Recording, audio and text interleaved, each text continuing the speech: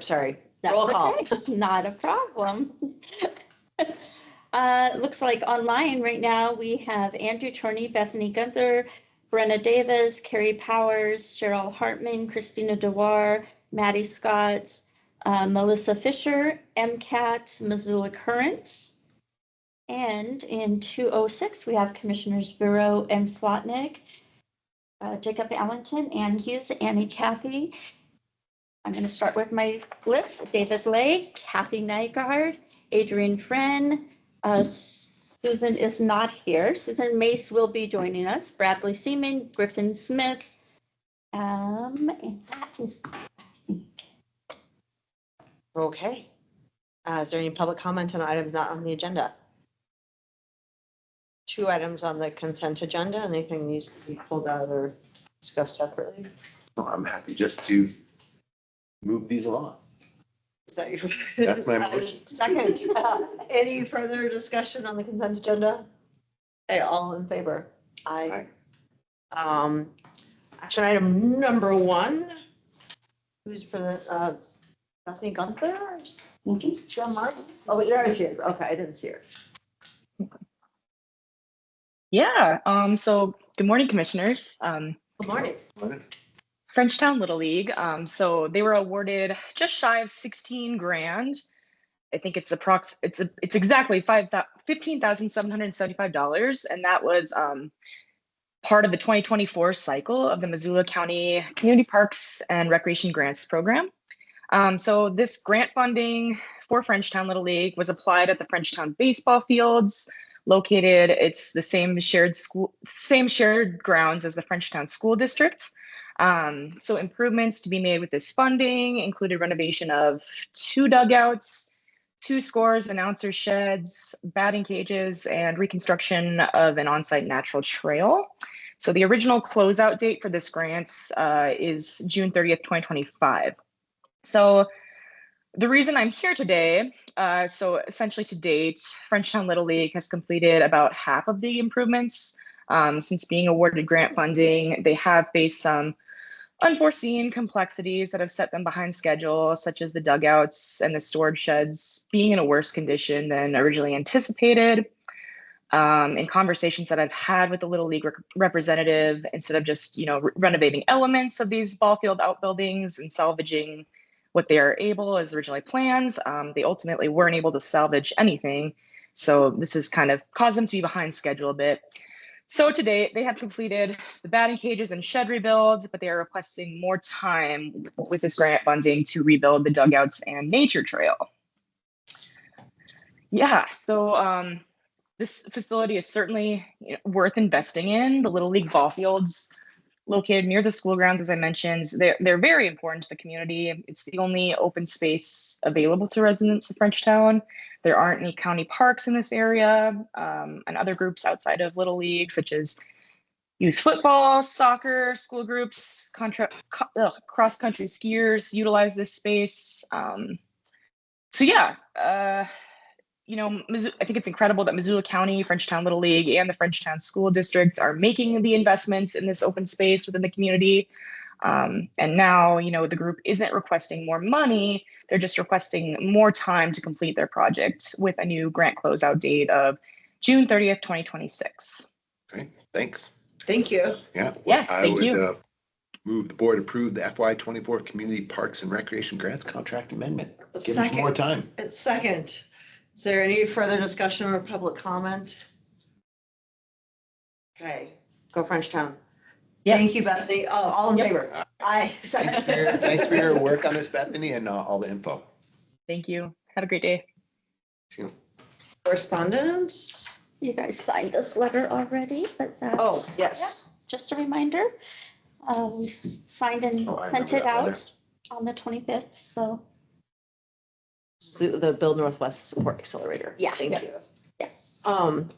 Legislative update. I do not really have a legislative update. They're hammering out some things in a conference committee today. We'll have more on Thursday. It's going to be tomorrow. Tomorrow. It's entirely possible. That's pretty exciting. I'm not betting with anyone, but. Yeah. Okay, election advisory committee. Hi, good morning, commissioners. My name is David Lay. I've been. Yeah, you guys Sorry, can come. yeah, come here. We were just making sure. Oh, we're informal. Come on up, guys. I'm gonna hang out back. I'm just. Okay. Support our Great, team on. great. Do you want to hand Griffin one of these? Yeah, Griffin, I'm sorry. Absolutely. Yeah, we come with handouts and. Yeah, this is a good story. Of course. Let me know if you kindly start going up. Okay, great. I'm on this committee, that's why I know ahead of it.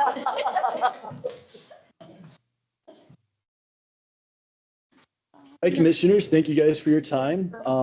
That's I've been asked by the election advisory committee today to present for your consideration and discussion a tip of the spear educational initiative. One sec. Yeah. I'm sorry. Sorry. Missoula Current had their hand up. Oh, I'm so sorry, Martin.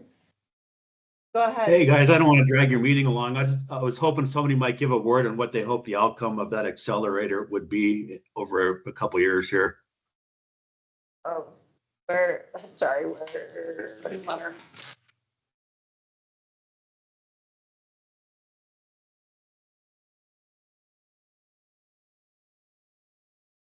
Slotnick is crafting special words. I could see that. Okay. Specifically.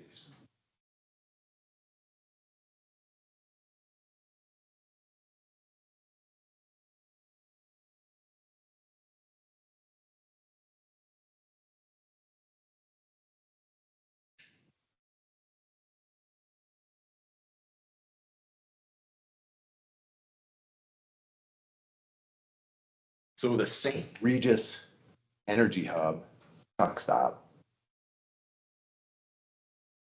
This is Mr. Bailey, and he's involved in all kinds of energy development. I think he's also pretty involved in rail, and the idea here is to figure out how we can more efficiently use freight to further economic development and further clean energy development. That's my Okay, sense. sounds good. Thanks, Josh. And I'm sorry to be clunky with that. This is definitely a Strohmeyer thing, and he is not here today. So if you want something richer than that, please, Martin, send Dave a text, and I know he would love nothing more than to chat rail with you. You bet. Thank you. Thank you. Sorry, double interruption. Yeah. Thanks, Martin. So yeah, the election advisory committee is proposing to the board for your consideration, discussion, and educational initiative. The elections advisory committee respectfully requests that the board of county commissioners participate with the EAC to create educational content highlighting local elected roles to increase voter education and participation. The problem that we're trying to correct with this initiative is that we have consistently observed concerningly low participation with our school, special district, and municipal elections when compared to our federal general election participation. We're seeing about a 40% difference between those two turnouts, and we think that we can close that gap a little bit. Voter surveys and committee observations suggest that low participation is largely due to a lack of public understanding about what these school, special district, and municipal roles do, who serves in these roles and why, and then how these roles impact day-to-day life in Missoula County. The solution that we're proposing here today is a very narrow educational initiative focused on voter education and awareness. The initiative includes short-form, nonpartisan digital content such as interviews with members of the community serving in elected roles and civic educators, highlighting those three things that we wanted to address: what these roles and boards do, who serves on them and why, and how they impact day-to-day life. If approved, the committee would leverage existing election office platforms and media infrastructure to minimize cost and workload, with the program goal not being a statistical turnout goal, but rather we are aiming to build election office capacity to create clear, engaging, and nonpartisan civic education materials, explore whether simple digital storytelling tools can help make these elections more visible and relatable, and then continue to reinforce trust and participation by demystifying local government. This education initiative represents the committee's desire to see increased community participation in our school, special district, and municipal elections. Over time, this initiative could serve as the foundation for additional outreach, helping Missoulans understand not just who represents them, but how local government shapes our daily lives. With the BCC support, Missoula County can lead the state in setting a gold standard for transparent, inclusive, and engaging voter education. Open it up to any questions you might have for the commission. How long have you been crafting this? We've been working on this for about 2 or 3 weeks. Oh, I thought it was longer. Did this come out of, I'm trying to think of the information videos that you sent out that are, I mean, years ago that were so well received across the state. So this is a continuation Okay. of our education process. Commissioner Slotnick has been on our advisory committee, and we've talked in the past about coming forward, how we can help produce more educational materials. And this is really that the EAC, and we've made some recent changes. We got some new board members, and they came up with this proposal. During the last meeting, they went through and said, we want to present this to the commission. We want to go forward. Thank you for and being present here. this. And so it comes from a continuation of things we've done, and its focus is directly with that mission statement. Increase turnout in these local elections and provide voter education Yep. opportunities. So So I really like the tack of interviewing people who work in these positions and having them talk about the impact. Because for a lot of the rural communities especially, these will be these will be folks that other people know. Like, oh, I know so-and-so is on the school board, but I never gave it a second thought. And when they hear from this person who's a trusted source, what the impact is to their community and why it's important that you participate in these elections, it could really bring results. And even if it doesn't bring, as Abe pointed out, like greatly measurable results, it really helps to demystify local government and kind of demystify this whole process. And I think right now, especially given our heated times, there's a lot of suspicion around these things. And the more we can say, come check us out, be part of it, participate, the better off we are. I'm really excited about this as an effort. Our initially, we would like to have this first round of video, this educational content available to support the September municipal primaries. We think we have a really cool opportunity to get voter engagement and awareness increased for this one with the mayor, the city council, and the municipal judges, especially seeing that it almost came down to a coin flip just a couple years ago. We think that this is Why the did I right participate in a tie? Yeah. Don't ever want to do that. Don't again. ever want to do that again. And then the sheriff shamed us with his neatness. Yeah, yes, that was a great learning It was a great experience. Yep. I think it opened a lot of eyes countywide and community-wide. One more person would have swayed them. And it also adds the added benefit of hitting on a judicial, executive, and a legislative branch of local government. So this first round of primary elections would also serve as like a refreshing civics course for the community as well.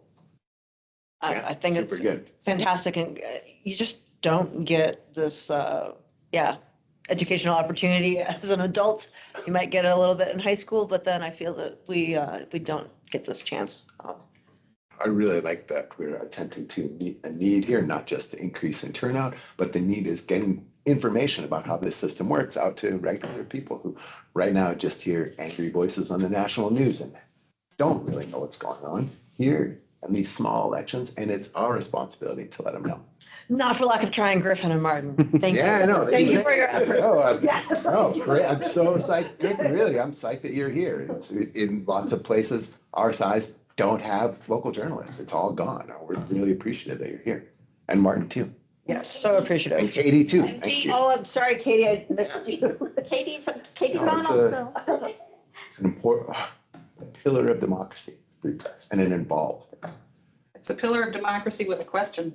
Oh, yes. Yeah. Go ahead, Griffin. Yeah, so it just sounds like, we're gonna have a short video for maybe city councilors, for the mayor. I mean, is every city councilor gonna get a video, candidates? So no, this would be about how these elections work. So encouraging people to vote. Sure. So now we're going to do one for this person and this person and this person. We could pick a school board member who can talk about, like, this is what the school board does, not their personal platform or vote for me, but this is what the school board does. And this is how being on a school board actually affects your family and your kids. So you should go out and vote for school board. Initially, given that this is election time for these municipal elections, we are endeavoring and will remain very nonpartisan and not advocacy minded. And so for this first round, we're looking at using civic educators. So Dan Clark from the Local Government Center, some law professors, I think Ann Conley, who used to work for the city attorney, to help kind of demystify what the municipal judge does, and then And for the county. And for the county. We like to claim that. But yeah, we're going to stay away from actual elected community members for this first package, given that it is going to be launching during the election season. And then we'll move into hopefully talking to the members of the sewer board, members of the school board, things like that. Sure. And so you're expecting something in the summer, it sounds like, or at least before September. Yep, we would like to have that available for September. Well, okay, so, but that's a good question. So you want us, people to be viewing this like at the end of August, or when would people be able to see them? So we're planning on having a municipal primary election this cycle. We've had quite a few different candidate filings. And what was the date? I'm sorry. September 9th. Ah, okay. And so ideally for this, we would have information out by the time First. ballots are being sent. So we would be looking at in mid-August. So for municipal primary, so if there are more than 2 candidates for a position, is that how it works? It's a really unique, we call it the wonky matrix. Okay. It comes through the Secretary of State's office, and it is based off of the number of available positions Okay. for the entirety of the election and the number of people who have filed. It's specific towards nonpartisan elections, so it's Okay. different than a partisan election where it would be narrowing down 2 candidates.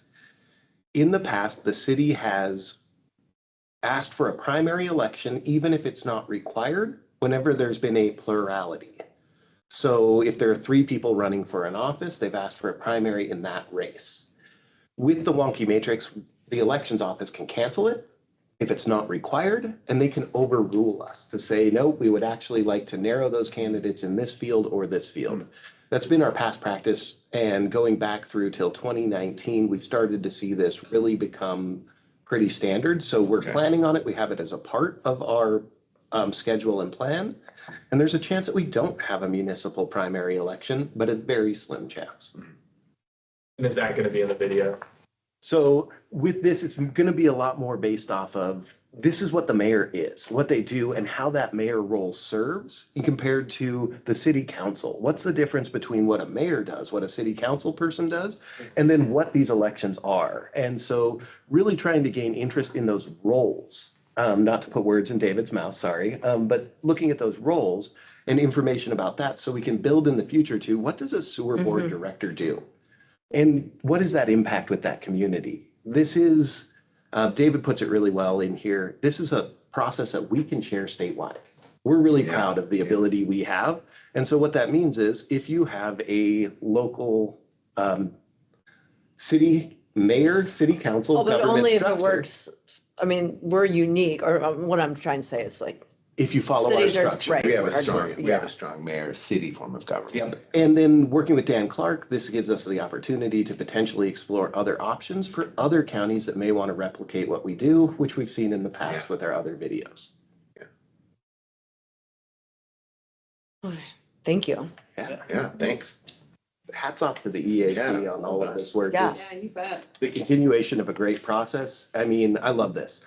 How long has this been going on? Yeah. Well, we've been discussing it for For a years. while, yeah. And this specific one has been about 3 weeks from presentation at the last meeting to we want to present, we want to ask for that buy-in specifically through this discussion with the commission. And then depending on if, sounds like you guys are loving this idea, but depending on where we go, really working hard to get our EAC engaged, utilizing this volunteer platform, keeping costs minimal and producing great information for the next cycle. Yeah. Super good. Thank you all. Yeah, thanks. Thanks for making this happen. Yeah. So there's no county elections this fall either. It's all municipal. So currently, there is nothing from the county that's scheduled to go forward. If there was a request to place something on the ballot, we'd Sure. work on a resolution and that needs to be 85 days before the How election. about, if there are openings in community councils and those folks have to run, when would that be the spring? So that would be that next spring. So it's our current election now. It would be every spring, every May that we would run that. And the goal is to have our first set for municipals ready and then to turn around and focus on our other elected boards. So so I should know this, but do we have any community council folks that are running for spots this May? We do. Yeah. We have community council election in West Valley Community Council. And Okay. so that's the only Only, one that's the only one? that went to an election for this cycle. So Oh, I that thought is it a was- county Maddie thing, is but it's on in if you May. have questions. Okay. Oh, great. Yeah. Maddie, do you have anything to add? Sorry, I was trying to get my microphone to work. Nope, as far as I know, yeah, it was just West Valley. Okay, thank you. I thought Lolo as well, but I was No. mistaken. Okay, thanks. And so we can build that into the idea being a video about community councils, that role, not specific towards Lolo, not specific towards East Missoula, but saying, here's what it means to serve on a community council, why I choose to do this, why it's important, Yeah. and what that office does, what a water sewer district director does, what a fire director I'm does. excited for that. And hopefully demystifying these elections gives more information and moves that needle a little bit. And it might help encourage people to run for things like being on community council, which we don't always have enough folks doing. Yeah. Okay, thank you. Yeah, move this along. Yeah, yes. Yeah, that's what, I think that's kind of our closeout is, as we come up with this idea, presented this, it is, is that here? Do we have that buy-in from the Board of Community? Unity? You're on board of community. Board of Communities. And so, with this information, hats off to our team. Yeah. Great work on putting this all together. I mean, this expedited process has been great. 3 weeks from our last EAC meeting to now. And now we know we can start working with some of our community partners. I did see MCAT is on here and we'll be reaching out shortly to see how we can collaborate. And we'll start proceeding forward with these next steps, keeping you guys apprised. Great, right the way. So, Okay. thanks a lot. Thank you, commissioners. Thank Yeah. you. Thanks for your work. Really looking forward to seeing all kinds of stuff. Events invitations. Okay, I think we're good. thanks all. Thank you.